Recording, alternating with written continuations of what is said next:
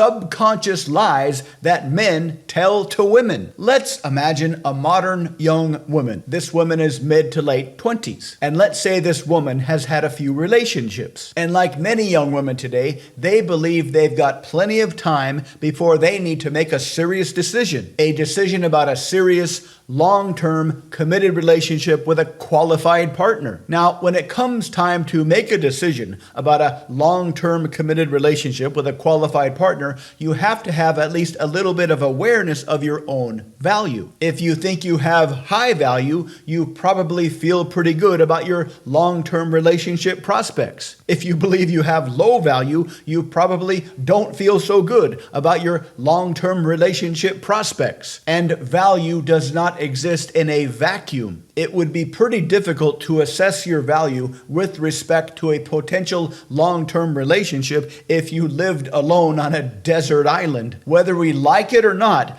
our value is determined or measured by how other people treat us. If everywhere you go, people smile at you, say nice things to you, say nice things about you, you probably feel pretty good about yourself. On the other hand, if everywhere you go, people look at you sideways and spit on the sidewalk in front of you, you probably feel pretty bad about yourself. So, how exactly do young women today define their own value, particularly when it comes to thinking about their long-term relationship prospects? Sure, they could reference things that other women say about them, but that's not their target market. Their target market is men. If you owned a taco stand, you wouldn't be too interested in the opinion of non-taco eaters. If you owned a taco stand, the opinions that mattered to you most would be other taco eaters. So for young women today, the best data they can use to formulate an opinion of their own value comes from other men. The men they date, the men they keep in the friend zone, the men that chase them that they keep on the back burner just in case. And all these men and their interactions with these men formulate their value of themselves. So far, so good? Now, let's take a little detour into evolutionary psychology. Here's an interesting theory. Once upon a time, nobody lied to anybody else. We lived in very small communities of maybe 50 to 100 people. If you got caught lying to somebody, they would kick you out of the tribe. But then we discovered agriculture. Our societies got really, really big. We weren't living with the same people our entire lives like we used to. We would encounter strangers from time to time. And this meant that lying to somebody could potentially be profitable. If you were talking to a potential customer that you knew you'd never see again, you might sell them what they thought is a sack of corn, but was really half corn, half dirt. But as this theory goes, after a couple hundred generations or so,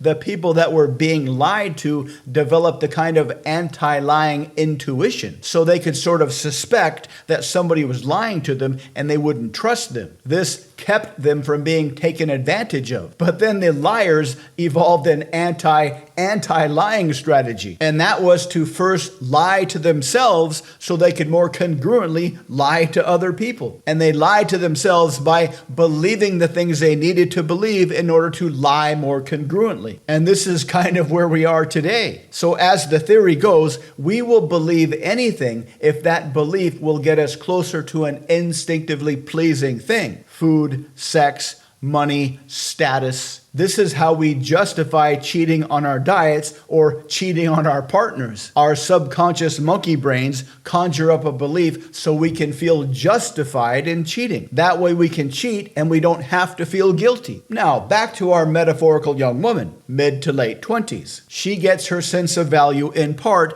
by how other men treat her. But what happens when the men are only telling her what they, or rather their subconscious, believes she wants to hear? To either hopefully maybe have sex with her one day or at least maintain the relationship with her. Because being in a relationship, even if it's a friend zone relationship with a young attractive woman, for many men is a very pleasant thing. Now for the money question. This metaphorical young woman is basing her value on how the men around her treat her and what they tell her. But what if They are only treating her respectfully and only saying nice things to her because that's what their subconscious monkey brains want them to believe to hopefully get closer to the good things they want. Because their ancient monkey brains have conjured up those beliefs that they think will get them closer to reproductive success. That would mean that our metaphorical young woman has a false sense of value because the men are subconsciously lying to her. Her sense of value is coming from men who are telling her the things that they think she wants to hear, or rather their subconscious thinks that she wants to hear. And many of them may only have a short-term interest in her, or if they have a long-term interest, it might not be very well calibrated and it might turn into a short-term interest if they ever do get together with her. What does this mean? What do you think? This is certainly an interesting dynamic that hasn't been around for very long. It's essentially a function of hookup culture. This could mean that many young women today that have a lot of relationships in their past